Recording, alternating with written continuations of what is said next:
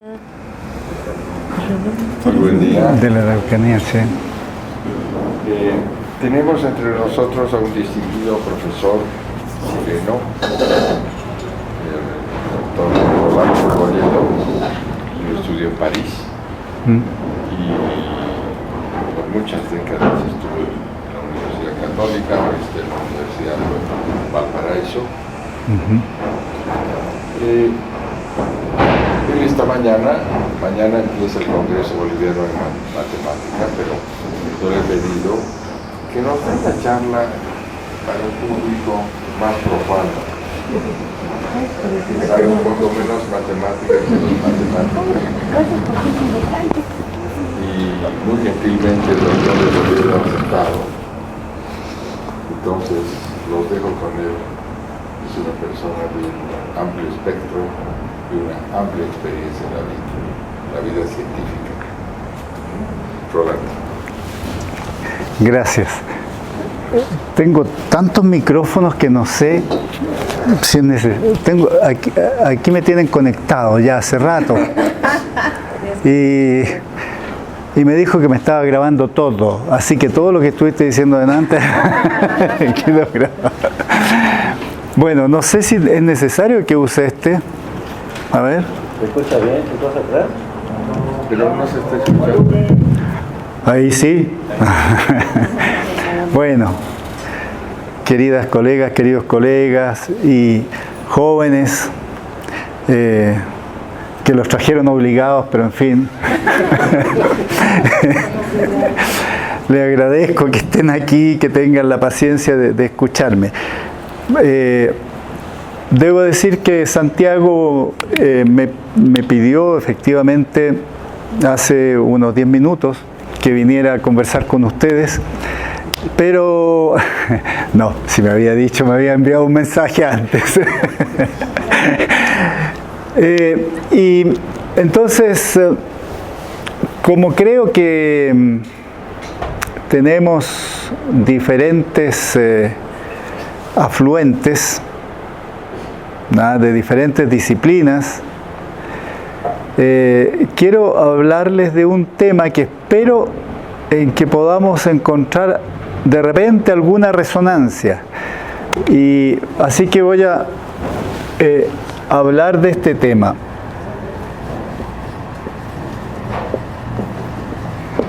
De los sistemas abiertos en física y su modelación matemática.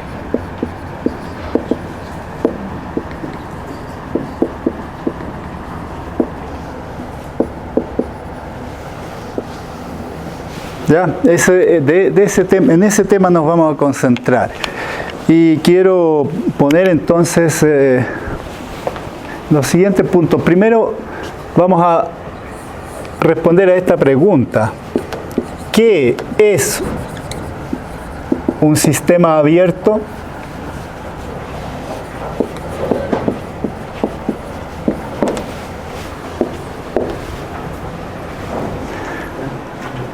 Entonces, ¿qué fenómenos físicos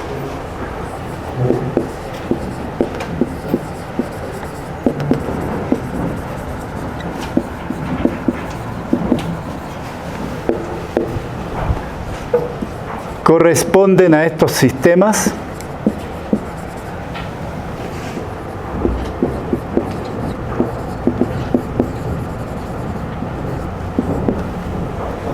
Bueno, y la pregunta es, ¿y en matemáticas?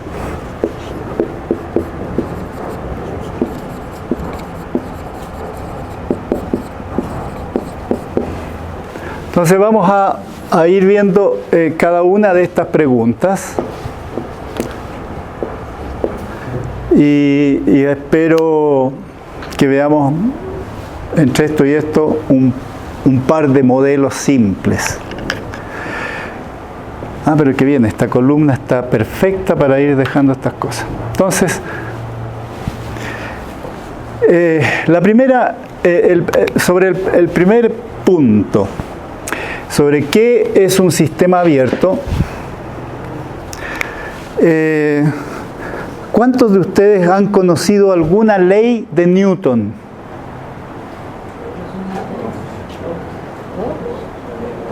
¿Ah? ¿Todos conocen las leyes de Newton? ¿Cuántas leyes hay? 1, 2, 3, 4, 5, 6. ¿Ah? Bueno, ¿cómo las estableció Newton, esas leyes?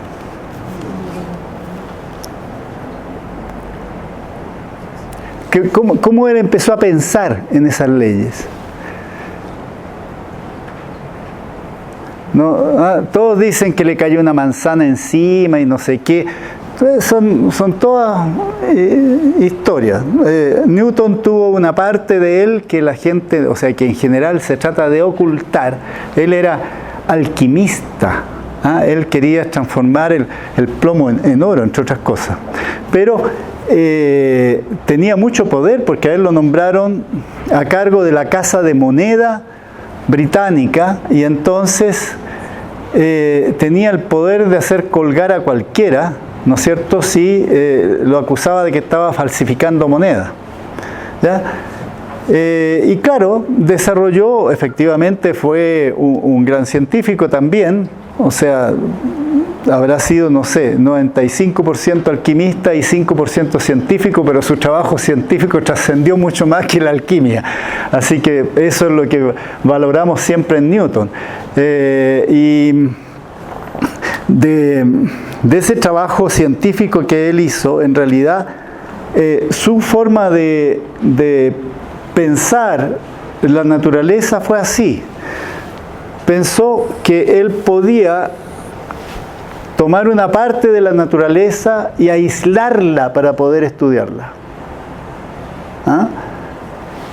Aislarla. Eso hace que cuando él empieza a escribir, ¿no es cierto?, cuando Newton comenzó a escribir su ley de la cinemática, ¿no es cierto?, lo hizo de esta manera.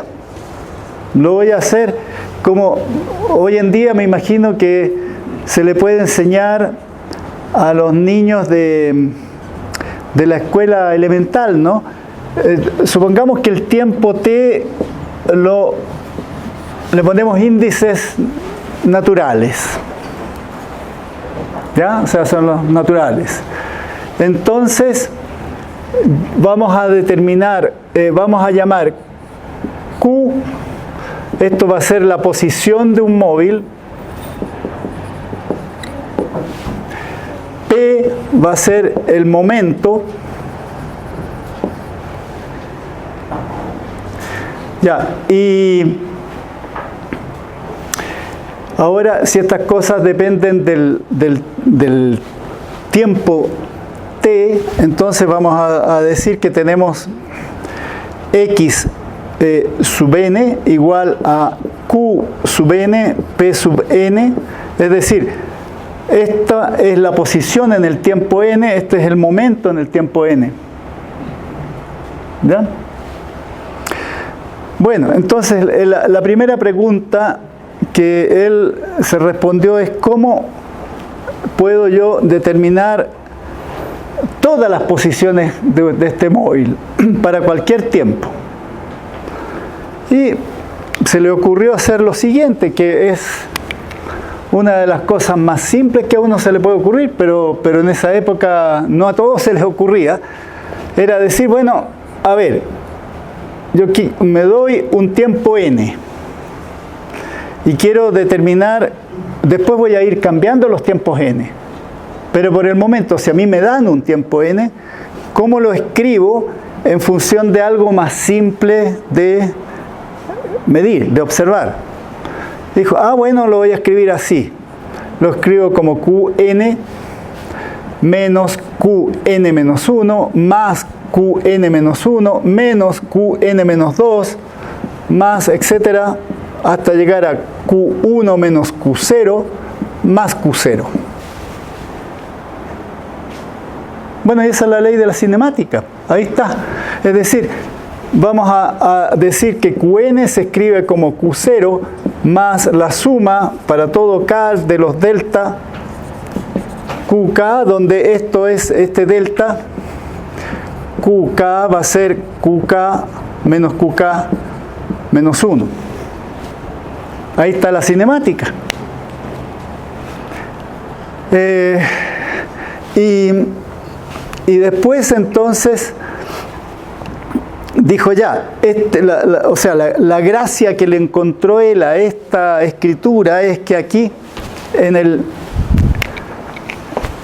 este es un dato local, esto es local, en cambio acá tenemos algo que es global. Bueno, y dijo, bueno, entonces basta que yo observe el dato local para tener la globalidad. Eso por un lado. Ya. Pero después se planteó la pregunta, ¿y esto cómo lo puedo yo calcular mejor? Y ahí es donde entra en juego el momento, ¿no es cierto? Porque él dijo, a ver, vamos a considerar entonces, aquí vamos a considerar la diferencia delta QK dividido por delta, voy a escribirlo así, medio ridículo, pero en fin, esta es la diferencia de los tiempos, delta QK, delta K, la diferencia de los tiempos, esto es 1 aquí, ¿no es cierto? Porque estoy trabajando con los enteros. Pero a esto lo llamó la velocidad.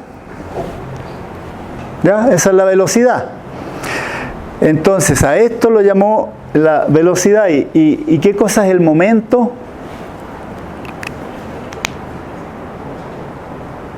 ¿Ah? Es la masa por la velocidad, ¿no es cierto? Entonces, esto es momento dividido por masa. ¿Ya? Y aquí apareció este señor. De modo que las ecuaciones las podemos escribir todavía mejor introduciendo esto. Ahora,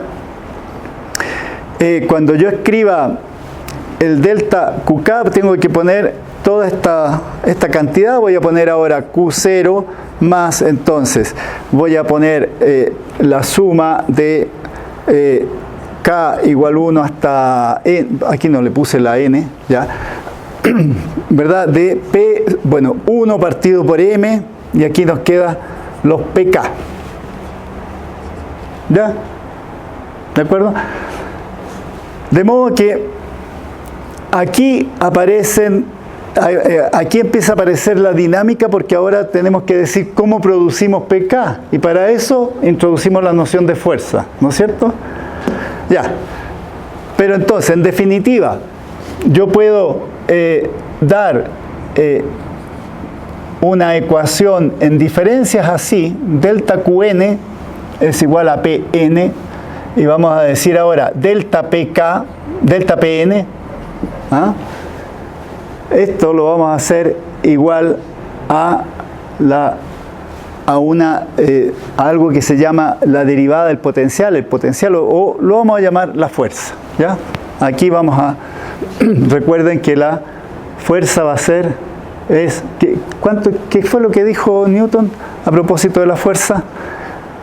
Que me enumeraron ustedes como 3 leyes. Entonces, ¿cómo es la fuerza? La masa por la aceleración, ¿no es cierto? Entonces, la aceleración es la derivada de la velocidad, o sea, es el delta de la velocidad, o sea, es el delta del P dividido por M, y como lo multiplico por M me queda la fuerza, ¿ya? Entonces aquí hay que poner fuerza Fn, ahí está, y tenemos que dar las condiciones iniciales Q0 y P0, y ahí está la mecánica de Newton. Esa es la mecánica de Newton, escrita con ecuaciones en diferencia finita. Ahora, ¿por qué les escribí esto? Es porque lo que está imaginando ahí Newton es un sistema cerrado.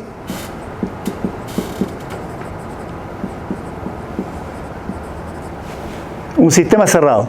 Es decir, yo estoy mirando el movimiento de esta partícula como si estuviera solita.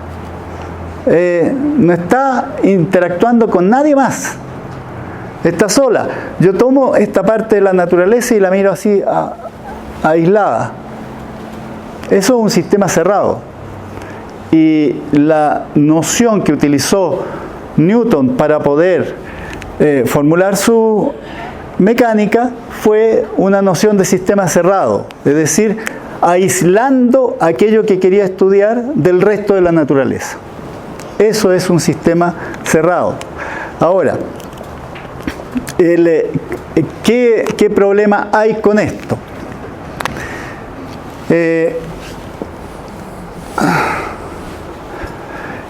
Ocurre que en la mecánica de Newton,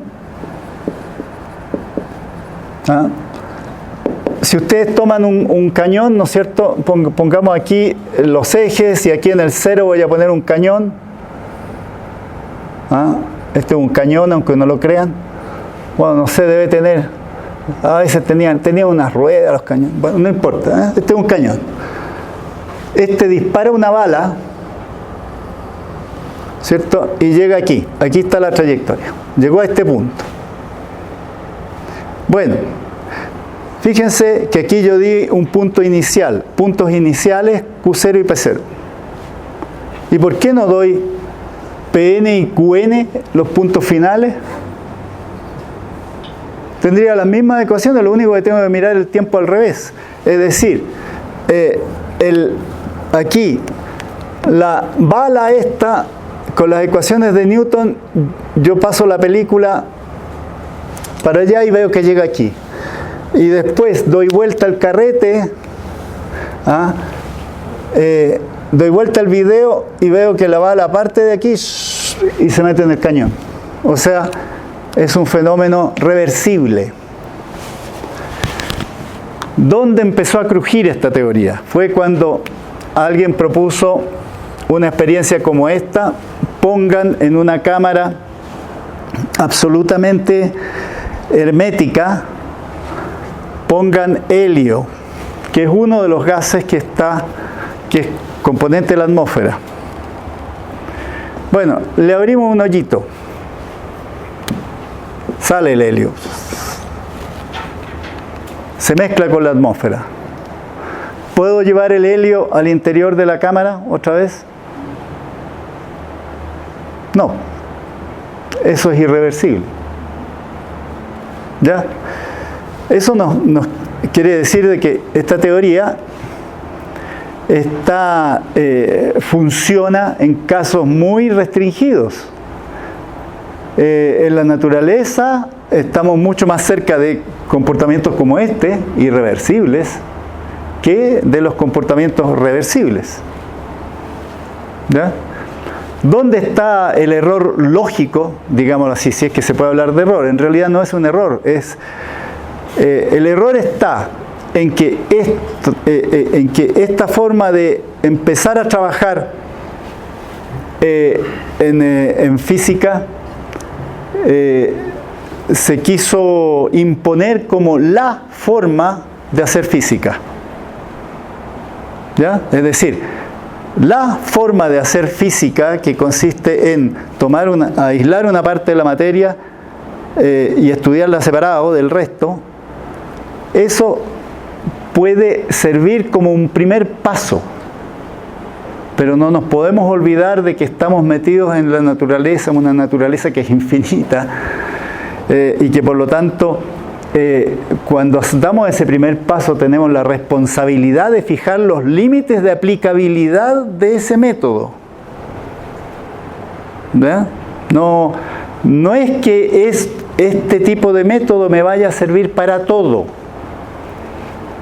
No, para esto ya no sirve. Y por eso apareció la termodinámica, la teoría cinético-molecular de la materia durante el siglo XIX. Y después, cuando la gente se empezó a meter además en la estructura del átomo, obviamente que esto ya no iba a servir más. ¿Ya? Entonces, ¿qué es un sistema abierto? Es un sistema en que nosotros tenemos algo que vamos a llamar el sistema principal,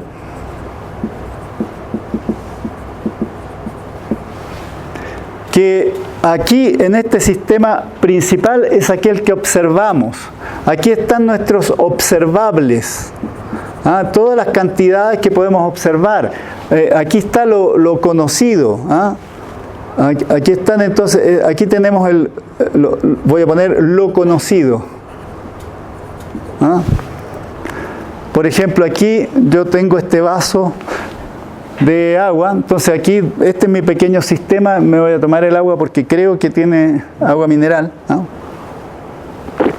Efectivamente, es agua mineral, pero acá yo no tengo idea de la composición de esto. Me pusieron estos caramelos aquí, que después ustedes los pueden venir a sacar si quieren, pero eso yo no los conozco. Aquí yo tengo un sistema principal, ¿no es cierto?, que es Santiago, que a él más o menos lo conozco, pero ustedes forman parte de lo que está fuera de Santiago. A ustedes yo no los conozco, pero no los puedo ignorar. No los puedo ignorar. Y ahí es donde está lo interesante, es decir, un sistema abierto consiste en que en el desarrollo del conocimiento como uno conoce en la medida en que transforma la naturaleza, en la medida que transforma la materia. Yo no voy a conocer algo si no meto las manos en la grasa. No voy a aprender a construir puentes si no sé hacer mezclas de materiales. Hay que hacerlo. El computador, los niños, por ejemplo, algún niño, bueno, y ustedes mismos, ¿alguna vez han leído un manual de computador? O el manual del celular. ¿Quién lee hoy en día los manuales de celulares? Nadie, pues. Porque uno empieza de inmediato a transformarlo. Y le mete el dedo por aquí, por allá, de repente le rompe la pantalla, se me cayó. Bueno, eso por usar el celular en ciertos lugares poco... Bueno, en fin, se caen los celulares. Pero ahí, con el error uno va aprendiendo. Y eso muestra que si uno no transforma aquello que está estudiando, por ejemplo, si uno toma un texto de matemáticas y no se pone a tratar de demostrar los teoremas de una manera distinta, no se puede suplir eso aprendiéndose de memoria el enunciado. No se puede. O sea, la transformación de la naturaleza es lo que nos hace conocer. Entonces, aquí está, esto corresponde a una primera etapa de las transformaciones que nosotros hemos hecho y que por lo tanto más o menos conocemos. Aquí están nuestros observables. Este es el sistema principal. Y acá está el recipiente o entorno,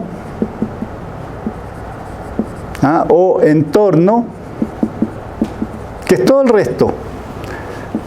Y estamos siempre en interrelación con todo el resto. Acá está lo desconocido, generalmente. ¿Ya? Entonces,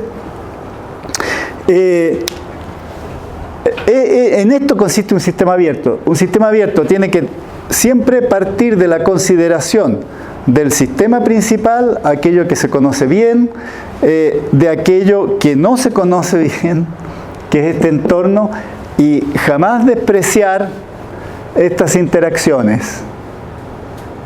¿Ya? Jamás despreciar esas interacciones. Los seres humanos, además, lo que nos caracteriza es que tratamos de dirigir estas interacciones. O sea, nosotros intervenimos hacia el medio de manera consciente y el medio nos responde. Es como en un partido de tenis, o sea, nosotros tiramos una pelota a la naturaleza y la naturaleza nos responde, y a veces nos responde feo. Bueno, entonces, pero así vamos aprendiendo. Entonces, esto que llamamos esta intervención voluntaria de la especie sobre el entorno determina la organización que se va produciendo aquí. ¿Ya? Ese es el concepto de la interpoiesis. La interpoiesis, es decir, es la creación conjunta. Uno crea con el medio, interviniendo sobre el medio. Y de aquí sale entonces, de esta interacción, esto provoca la interorganización del sistema abierto. ¿Ya? Esta es la interorganización del sistema abierto. ¿Por qué se producen todas estas cosas? Simplemente porque uno parte de la idea, del concepto de que la materia es única, está toda interconectada, pero siempre se está moviendo. Entonces el movimiento también es material. Y por ejemplo, ustedes que tienen aquí unas lindas montañas, uno dice, bueno, uno las individualiza, ¿ah? De la misma manera que nosotros nos individualizamos. Pero en el fondo hay una cadena montañosa, está todo conectado. Salió el magma de ahí que generó, ¿no es cierto?, las montañas, generó nuestra cordillera. Bueno, eso es movimiento de la materia.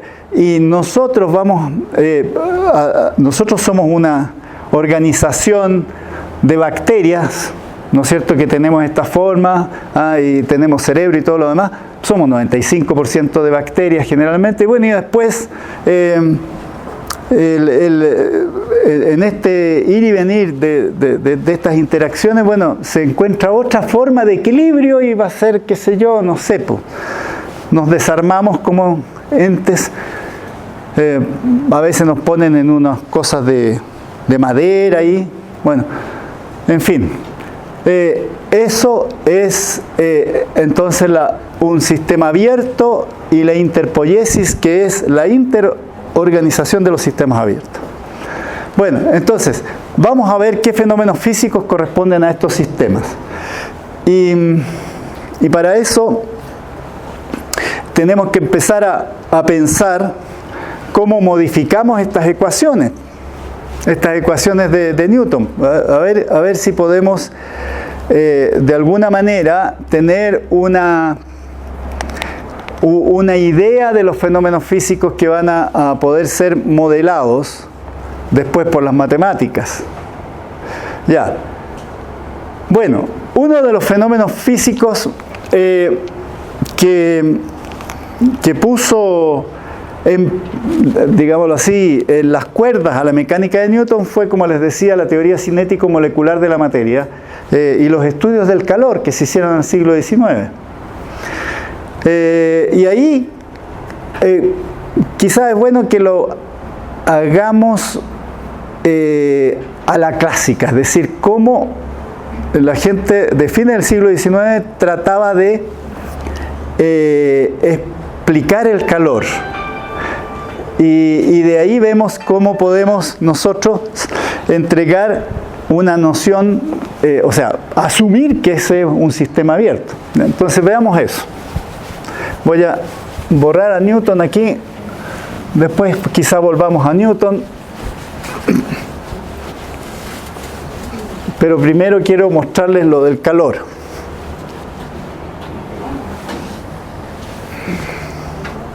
Entonces, prefiero dejarlo acá.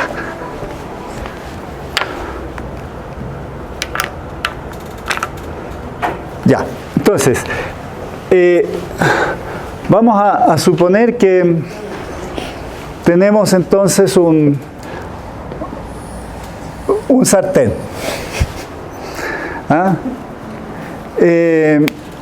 Y claro, lo ponemos al fuego. Y lo que queremos saber es, aquí vamos a conocer F, esta es la temperatura en el borde. Entonces este es un dominio D, pues lo vamos a llamar. Entonces esta es la frontera, temperatura en dd. ¿Ya? Entonces, ¿qué se le ocurrió a Dirichlet? Esto es en el plano. Estamos trabajando aquí estamos metidos en el plano. Entonces, ¿qué se le ocurrió a Dirichlet? Dijo, voy a tomar aquí un punto. Este punto, a ver, los puntos los vamos a designar por dos coordenadas. X1, X2. Entonces, me doy un punto X aquí y a este punto X le asocio la temperatura U de X. O, si ustedes quieren, función de las dos variables. ¿Ya? Esta es entonces la temperatura.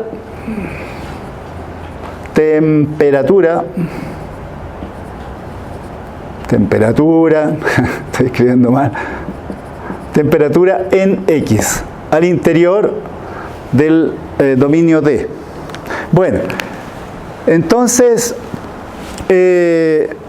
lo que hizo Dirichlet, él llegó haciendo una deducción fenomenológica de esto.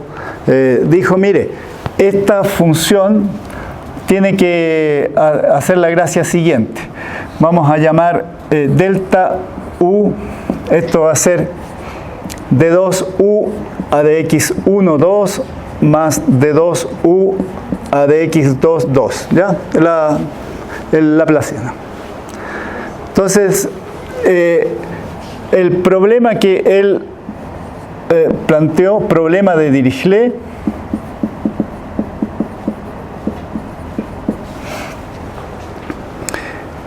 consiste en lo siguiente: encontrar una función U tal que el laplaciano de U de X sea igual a 0 si X está al interior del dominio. Le vamos a poner un cerito aquí arriba para indicar de que estamos al interior, no estamos en el borde. Un cerito, ya. Y que U de X sea igual a f de X. Bueno, usemos otra letra para que quede claro de que ahí me voy a poner ahora en la frontera. Voy a llamarlo Y nomás. Ya. Esto es igual a eso si Y está en la frontera. ¿Ya? Entonces, esta sería, según Dirichlet, la temperatura aquí. La función que verifique eso sería la temperatura ahí. Bueno, no sé si alguno ha estado ya en cursos de física donde se resuelva esto. ¿Sí? Parece que nadie. ¿Sí? ¿No? Pero son ecuaciones diferenciales parciales. Ecuaciones diferenciales ordinarias, ¿han estado viendo?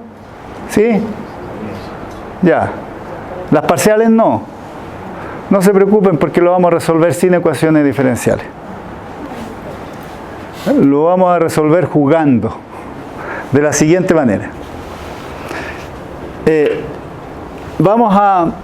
Primero que nada, tenemos que discretizar este problema porque está así como está muy complicado, entonces lo vamos a discretizar. Y para eso voy a hacer lo siguiente. A ver, discreticémoslo así. Cuando voy a poner aquí un reticulado,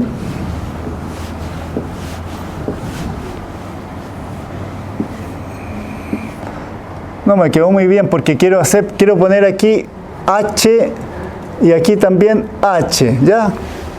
Mayor que 0. Estoy haciendo un reticulado así, ya. Entonces, vamos a llamar RH, R2H, porque estamos en R2, estos están en R2, ¿no es cierto? Ya.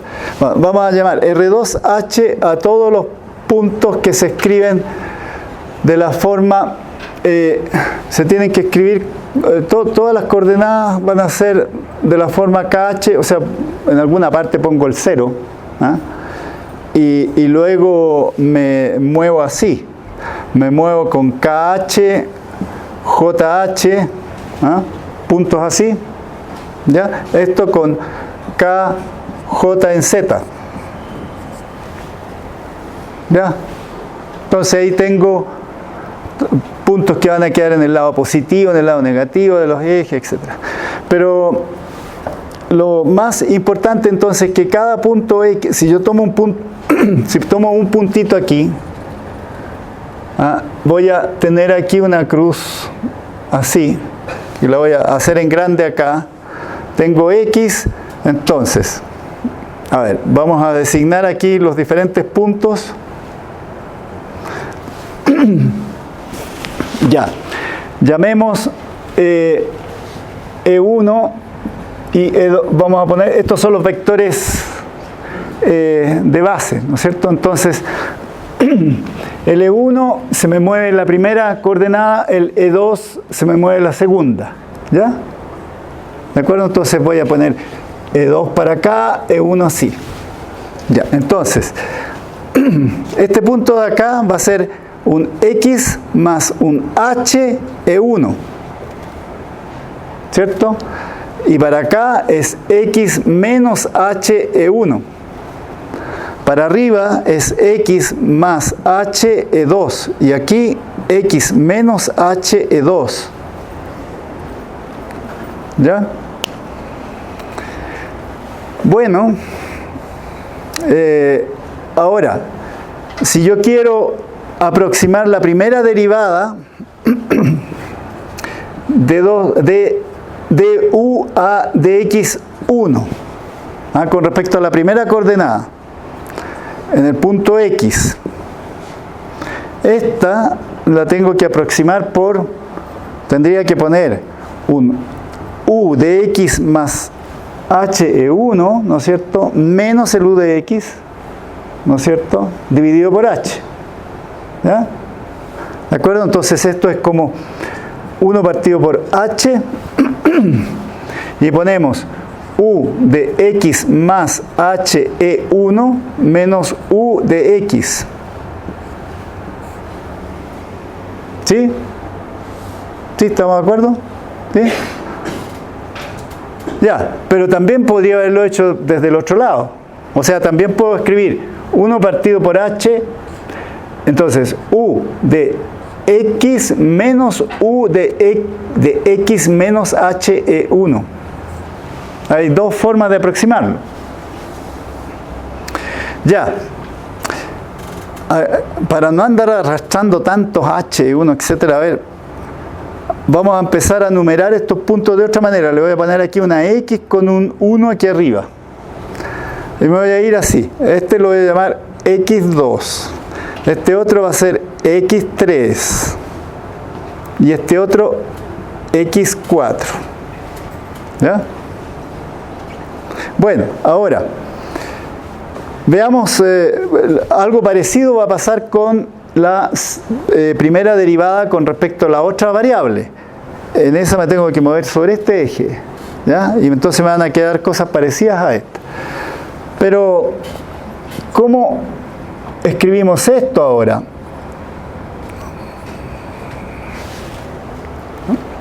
Eso, ¿cómo se escribe? Esto, lo que uno hace trampa y toma esta aproximación y sobre esta aproximación uno hace la aproximación de la derivada. Bueno, les voy a dejar aquí como tarea que verifiquen este cálculo. Eso me va a quedar 1 partido por h cuadrado, queda el u de x más HE1 menos 2u de x más u de x menos HE1. ¿Ya? Bueno, pero esto de aquí sería lo mismo que escribir u de, dijimos, x1 menos 2u de x y después más u de el x3. ¿Ya? Ahora que ya entendieron el truquito, esta otra, ¿por cuánto la aproximamos? Esa tiene que ser 1 partido por h2 y 1 se va por la otra línea. Entonces tiene que poner el u de x2, entonces va a venir u de x2 arriba, menos 2u de x, más u de x4. ¿Ya? Entonces, ahora, ¿por cuánto vamos a aproximar el delta h de u de x? ¿Cómo queda aproximado? Hacemos la suma. ¿Ah? Entonces, esto lo vamos a definir. Bueno, esta va a ser la aproximación de delta. ¿Ah? El delta HU va a ser entonces 1 partido por h cuadrado. Y fíjense, cuando haga la suma voy a tener u de x1 más u de x2 más u de x3 más u de x4 menos 2u de x y menos 2u de x. O sea, me hace 4. ¿Eh? O sea, tenemos esto así. Lo voy a escribir suma de k igual 1 hasta 4 de u de xk menos 4u de x. ¿Ya? Bueno, entonces cuando estamos aquí adentro, esta ecuación, ¿por qué cosa la vamos a aproximar? Bueno, ponemos todo esto igual a 0, me olvido del h cuadrado, ¿ya? Y entonces la versión discreta del problema sería así. Entonces, problema discreto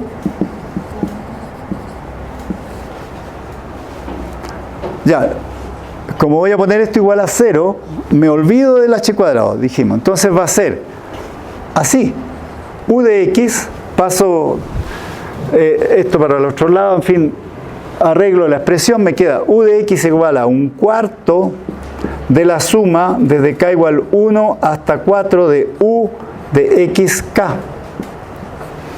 ¿Ya? Esa es esta ecuación.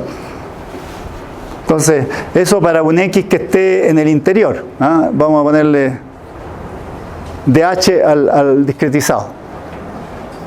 Ya. ¿Y cómo escribimos esta otra? Bueno, esa la dejamos igual, pero tenemos un problema.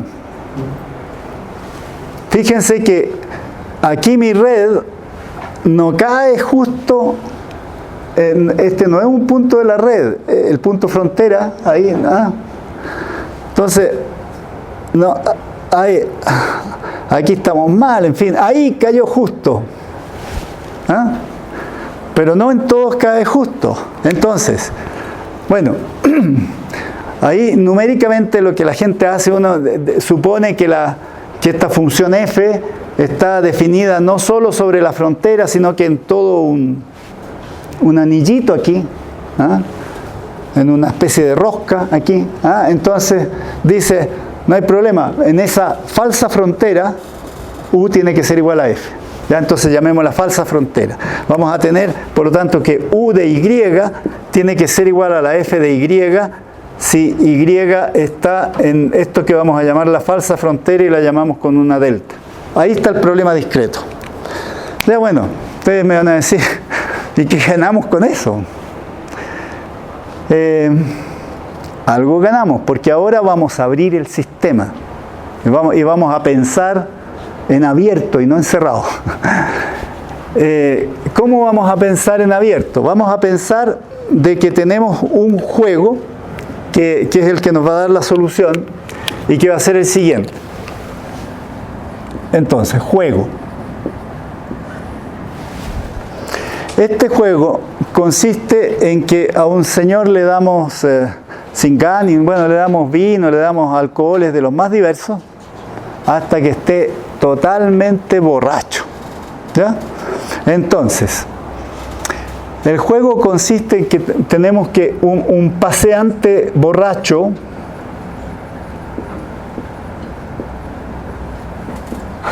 ya. Este anda buscando algún lugar donde seguir tomando, seguir bebiendo. ¿Ah? Entonces, el paseante borracho, vamos a ponerle reglas. La primera regla es que él parte del interior, ¿ah? Parte de un punto, parte de X en el interior, ¿ya? Y se mueve hasta la esquina siguiente, ¿ah? Y se mueve hacia los XK que llamamos, ¿no es cierto? Esto con K igual 1, etcétera, hasta 4, con la misma probabilidad. ¿Ah? Le da lo mismo, dice, me da lo mismo si por allá también tiene que haber bares y se mueve. Ya. Entonces en cada esquina este señor está escogiendo, ya, me voy para allá. Me llega la otra, no, mejor para allá. De repente se devuelve. Bueno, ya, pero siempre lo hace con la misma probabilidad. Es decir, aquí no es que tenga preferencia por ir siempre para allá.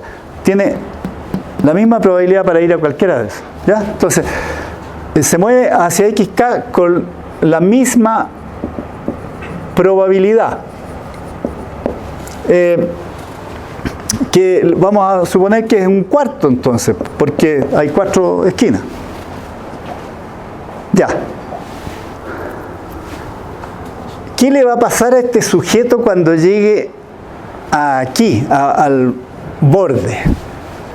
Ahí le vamos a poner, ahí lo vamos a parar a este señor. Ya, no puede seguir así borracho, señor. Le ponemos una tremenda fosa, se cae a la fosa. ¿Ah? Entonces, se cae a una fosa en cualquier punto de la falsa frontera. ¿Ya? Se cae a una fosa. Ya. Y ahora, además, vamos a pedir de que ahí, en ese lugar, hay un policía que le cobre una multa. Multa por estado de ebriedad y por caerse a las fosas. ¿Ah? Entonces, paga una multa F de Y. ¿Están claras las reglas del juego? ¿Sí? Si ustedes tienen claras estas reglas del juego, pueden resolver esta ecuación diferencial, parcial. Y van a ver cómo. Ya. Y los que saben un poquito de programación lo pueden programar, si es re fácil de programar. Bueno, entonces, estas 3 reglas tenemos que respetarlas. Vamos a escribir entonces algunos términos matemáticos que nos permitan dar una interpretación a estas reglas.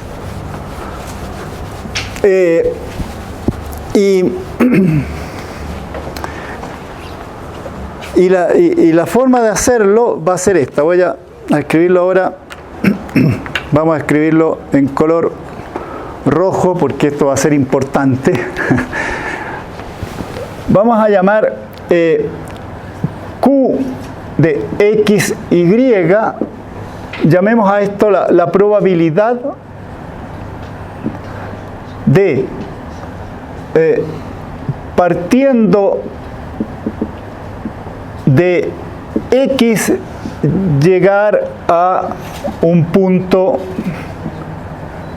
Y. Simplemente eso. ¿Ya? Entonces aquí ustedes me pueden decir de inmediato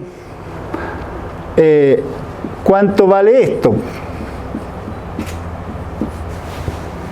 ¿Cuánto vale ese Q de X, XK? ¿Ah? ¿Cuánto vale? es una de las reglas. Miren las reglas. ¿Cuánto? Esta es, si interpretamos lo que escribimos aquí, dice la probabilidad de pasar de X a un XK cualquiera. Y tenemos una regla que dice que eso es un cuarto. Entonces esto es un cuarto. Ya. Bueno, ahora vamos a dejar un Y ahí donde está la fosa. ¿Ah? Ya, y vamos a escribir una ecuación que nos permita descomponer esto. Entonces, para descomponerlo lo hacemos así.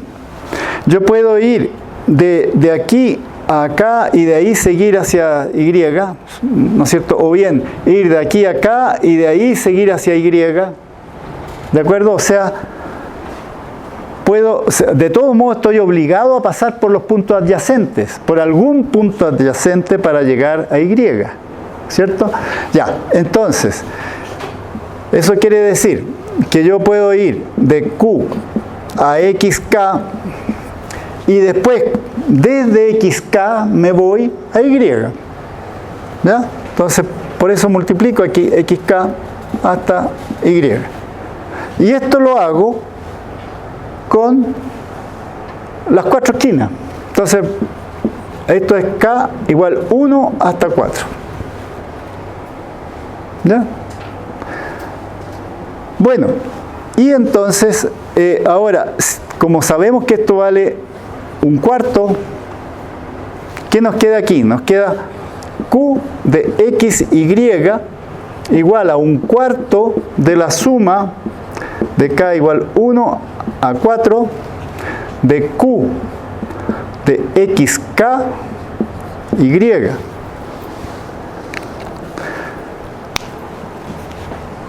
¿Qué me pueden decir de esto?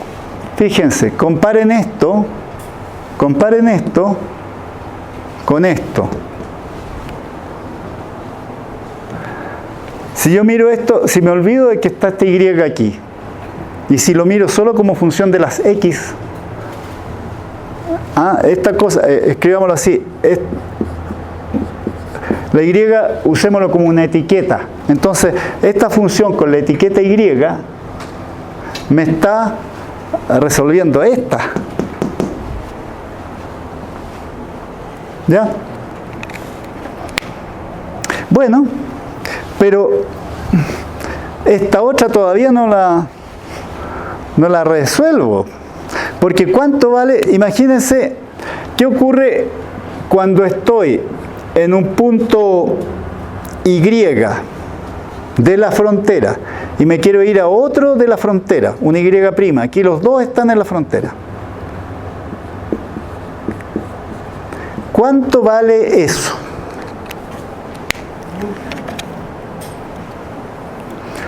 Si el Y' es Y, ¿cuánto vale? Se cae la fosa, ¿no es cierto? Entonces, quiere decir que se queda ahí para siempre. De modo que la probabilidad de pasar de Y a Y es siempre 1. En cambio, si el Y' es distinto del Y, ¿cuánto vale la probabilidad esa? 0. No puede salir de la fosa. Entonces esto es 0. Ya.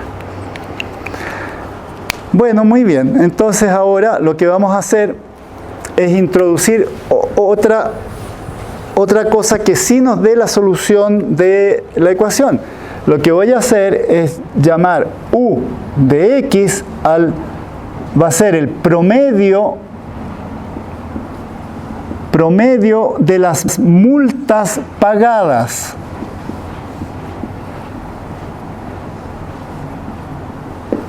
¿Ya? Entonces, ustedes saben calcular promedio, en particular los promedios de sus notas. Entonces, ¿cómo se calcula un promedio? Yo tengo que decir que U de X va a ser la suma de, entonces tengo que poner la probabilidad de pagar una multa. ¿Cuál es la probabilidad de pagar una multa? Es esta cosa cuando el Y se mueve sobre la frontera. Entonces tenemos que movernos sobre la frontera y poner el Q de XY, ¿no es cierto? Y el valor de la multa en el punto Y. Y eso es F de Y. ¿Ya? Bueno, ahora veamos si esta U de X, a ver, deberíamos ponerle unos numeritos. A esto le vamos a poner el número 1, a esto el número 2. Entonces, fíjense que como función de X, aquí estoy haciendo una combinación lineal de estas Q's, que cada una lleva la etiqueta Y. Y las Q's verifican esto con la etiqueta Y. Entonces, pongamos aquí 3. 3 implica que U de X verifica 1. ¿Ya? Y lo que nos queda por verificar es si U de Y vale F de Y. Cuando estoy en la frontera. Entonces, U de Y lo escribimos entonces como la suma para los Y' en delta H de Q Q Y F de Y', ¿no es cierto? Queda eso. ¿Ya? Pero esto es una delta, ¿no es cierto? Esto es una delta. Perdón, aquí le había puesto 0. Esto es el caso en que son distintos. O sea, esto es una delta de Y'. Vale 0 cuando son distintos y vale 1 cuando es igual. Ya. Entonces aquí nos queda una delta Y'. Y eso me da me da 0, todo 0, salvo cuando Y' es igual a Y. O sea, eso me da F de Y, que es la ecuación 2. Entonces, con este jueguito resolvimos el problema de Dirichlet. ¿Ya? Bueno, ahora bien, ustedes ya sé que van a alegar por el H, porque van a decir, sí, pero lo hicimos con un reticulado, pues no es lo mismo que estaba resolviendo Dirichlet. Bueno, haga entender H a 0.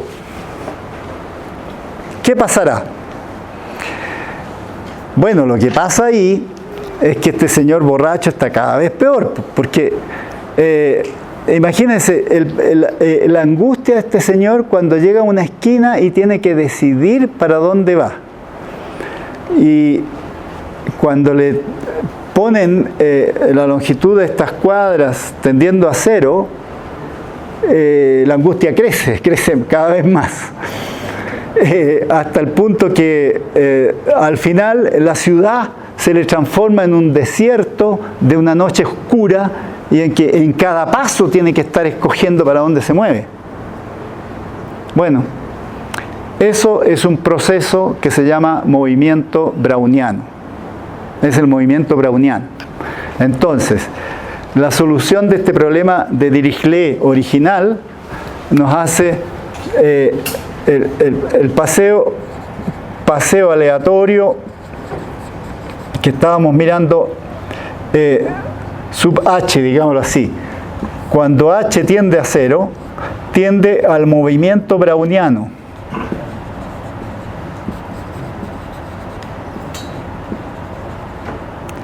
Y el movimiento browniano, ese fue uno de los primeros fenómenos que se observó en física como producto de un sistema abierto.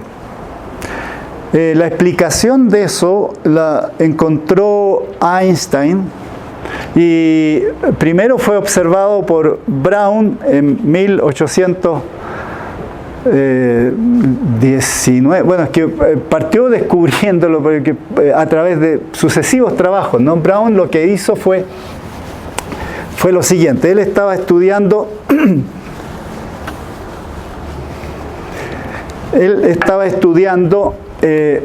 un fenómeno de reproducción en las plantas. Entonces tenía un líquido así, bueno, agua, ¿no es cierto? Un líquido,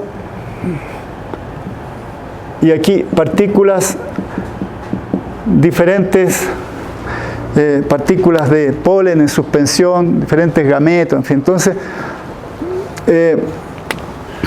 bueno, según la mecánica de Newton, si ustedes miran, hago un corte, miro esto así transversalmente, aquí está la superficie y aquí tengo los granitos, estos de polen, había muchos granitos.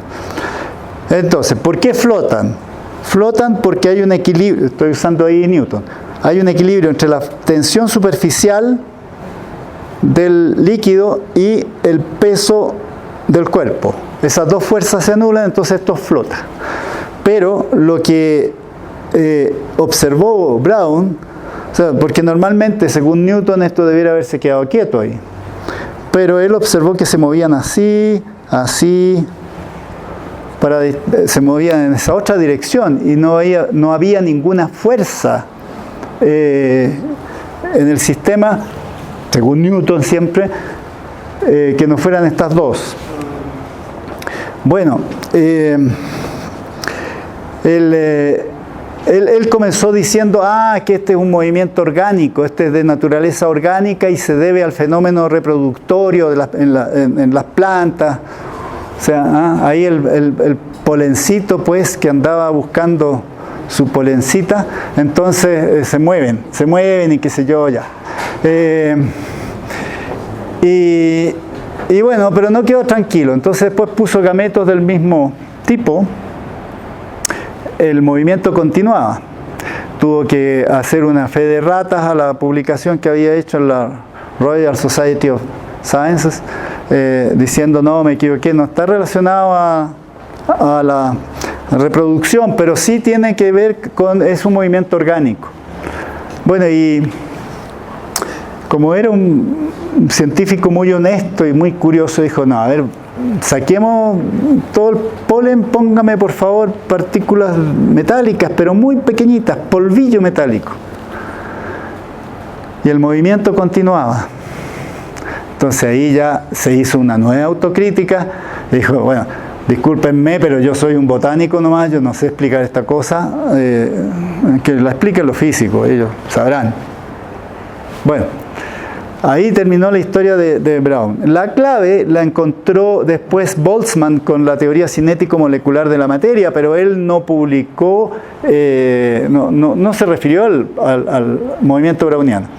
Pero sí se refirió Einstein a él más tarde, cuando él, usando la teoría cinético-molecular de Boltzmann, dijo, pero mire, él estaba metido en otra pelea ahí, él quería probar la existencia del átomo, en una pelea que tenía en contra de Heisenberg y la escuela de Copenhague. Entonces dijo, mire, para demostrar la existencia del átomo es bien fácil, se puede hacer una experiencia macroscópica o mesoscópica, en una escala intermedia, porque los átomos se combinan en moléculas, pero la materia está siempre en movimiento, lo que decía yo al principio, está siempre en movimiento, las moléculas van a estar en movimiento. Entonces vamos a tener aquí una serie de moleculitas que las voy a dibujar como hombres rana. Me quedo re feo el hombre rana. Bueno, ya, moleculitas así, ya, moleculitas que venían a chocar esto, venían a chocar esto. Entonces es el choque de esas moléculas empuja el grano de polen como un barco. Y claro, ahí entonces Einstein permitió explicar el movimiento browniano como un fenómeno físico y como un sistema abierto. Es decir, cuando yo pongo estas partículas acá, ese es el sistema principal, pero yo tengo todas las perturbaciones del medio en que estoy, que las tengo que considerar. Y para eso tengo que hacer una física distinta, que partió en el siglo XIX escribiéndose con ecuaciones diferenciales parciales y que durante el siglo XX se transformó en el análisis estocástico aplicado a la física, que permitió entonces ir trabajando con sistemas abiertos de naturaleza cada vez más compleja. ¿Ya? Entonces, hemos visto qué es un sistema abierto y algunos fenómenos físicos que corresponden a estos sistemas. Y claro, cuando Einstein descubrió una explicación para el movimiento browniano, no tenía idea de cómo escribirlo en matemáticas. Entonces, en matemáticas lo que empezó a aparecer fue toda la teoría de procesos, la teoría de, bueno, y lo que después se llamó la teoría general de procesos,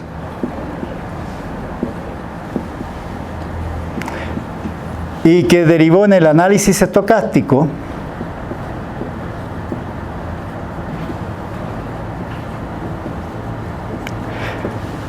Análisis estocástico que ha seguido progresando para poder modelar los fenómenos de los sistemas abiertos en los sistemas cuánticos abiertos. O sea, aquí ha habido, bueno, durante los últimos años del siglo XX y los primeros del siglo XXI, ha habido muchas otras ciencias que han tenido que usar el análisis estocástico para manejar sus sistemas abiertos. En biología, por ejemplo, en finanzas, todos se colgaron del análisis estocástico, los financistas, para poder tener teoría, porque antes no tenían teoría. Tenían una práctica de finanzas, pero no una teoría.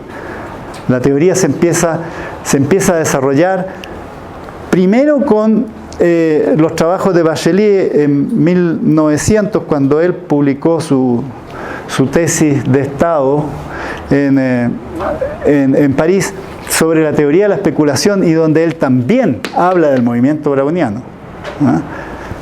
Pero eso quedó olvidado por casi 60 años antes de que otra gente empezara en cierto modo a corregir algunos problemas que tenía la teoría de Bachelier. En particular, uno de los errores era que en las ecuaciones que él escribió los precios podían tener valores negativos. En realidad yo creo que él estaba pensando más bien en las cuentas corrientes de los profesores universitarios, que más que en cómo se transan las acciones en la...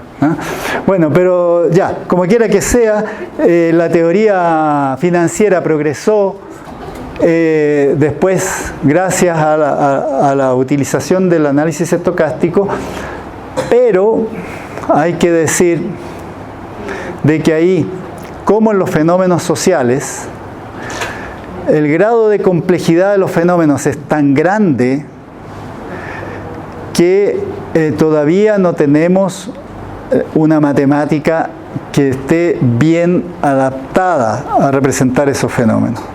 Ciertamente dentro de los desarrollos últimos, el análisis estocástico es de los que les queda más cerca, pero no es la teoría. Tendrán que venir otras formulaciones, en fin. El problema es muy simple. Mire, hemos podido avanzar, el problema metodológico es muy simple. Hemos podido avanzar en esto, en la modelación de los fenómenos de física cuántica, los sistemas cuánticos abiertos, pero porque ahí el grado de complejidad, si me permiten un cuadro muy burdo, ahí, ¿no es cierto?, sabemos que esta parte que estamos observando, lo que estamos observando nosotros para conocerlo, ¿no es cierto?, cambia cuando hacemos un experimento. Cambia la naturaleza del átomo que estamos... lo cambiamos con la observación, con el experimento. En las ciencias sociales la complejidad es mayor, porque ahí basta enunciar una teoría para que el objeto de estudio cambie. ¿Ah? Entonces de repente sale un fulano y publica un artículo, ahora tengo ya la solución para los problemas de la deuda externa y no sé qué, y que hay que invertir en tal instrumento. ¡Pum! No hace experimento ninguno porque no se pueden hacer experimentos. Pero con eso incide en la opinión pública, ¿ah? y todo cambia. Entonces ya, por ejemplo, uno de los grandes problemas que existe hoy día en esa teoría es la noción de información. Porque hay una forma de modelar información en análisis estocástico, que utiliza, por supuesto, la teoría de la medida, las sigma álgebras que crecen y que... Bueno, pero ocurre que en muchas partes venden este mito de que el mercado regula todo, ¿no es cierto? Y que todos tienen la misma información. No es cierto, o sea, hay informaciones privilegiadas y eso cambia los objetos de inmediato. ¿Ya? Entonces, es para decirle de que hay que tener cuidado también con las posibles imposturas. Cuando de repente alguien, desde, no sé, usando argumentos aquí, quiere llegar y decir de que resuelve completamente lo que pasa en nuestra ciencia o en nuestra disciplina. No. Aquí la investigación interdisciplinaria es sumamente delicada. Se necesitan equipos interdisciplinarios y equipos interdisciplinarios muy honestos y que sepan determinar los límites de aplicación de cada teoría y hacerlo saber también, o sea, decir, yo puedo calcular hasta aquí, más allá no puedo. Hay que decirlo. Entonces, ese es un problema de ética en la investigación científica que está puesta a prueba hoy en día. Le menciono esto porque, claro, partimos de los sistemas abiertos y nuestro mundo hoy en día es más que nunca, con la globalización, un sistema abierto. ¿Ah? Y ustedes ven de que se trata de incidir en fenómenos de diversa naturaleza usando las comunicaciones, por ejemplo. Dentro de matemáticas, uno de los grandes problemas que estamos teniendo en este momento y que se está trabajando en muchas partes es sobre la dinámica de la información y la geometría de la información. Y eso justamente está ligado al desarrollo de las teorías que permitan explicar bien diferentes sistemas abiertos. Bueno, no los aburro más. Muchas gracias.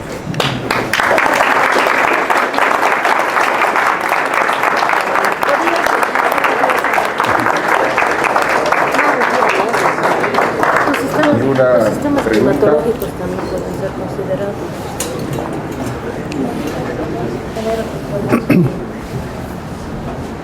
Bueno, agradezco mucho al profesor Rebolledo. Siempre sus charlas hacen pensar.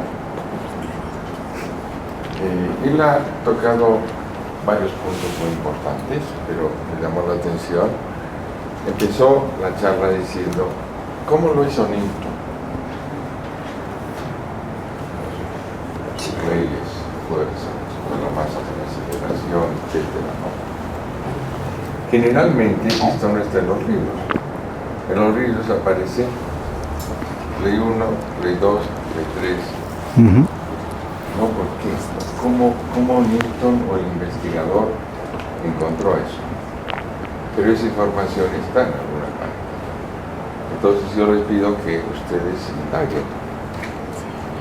Vean, no solamente por internet, hay diferentes maneras de encontrar información. Inclusive contactarse con profesores, uno de ellos es el profesor Rebolledo, ¿no? Muchísimas conexiones.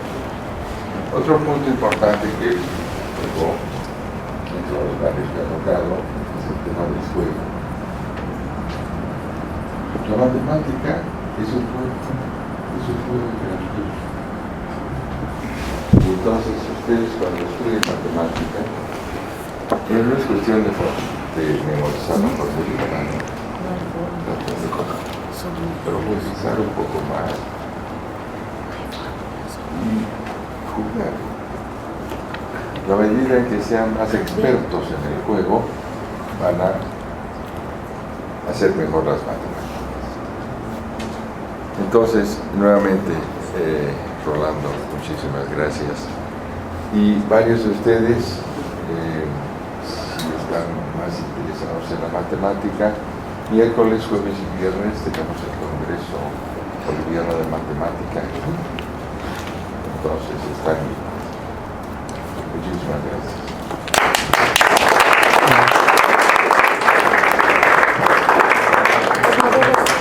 Los modelos matemáticos para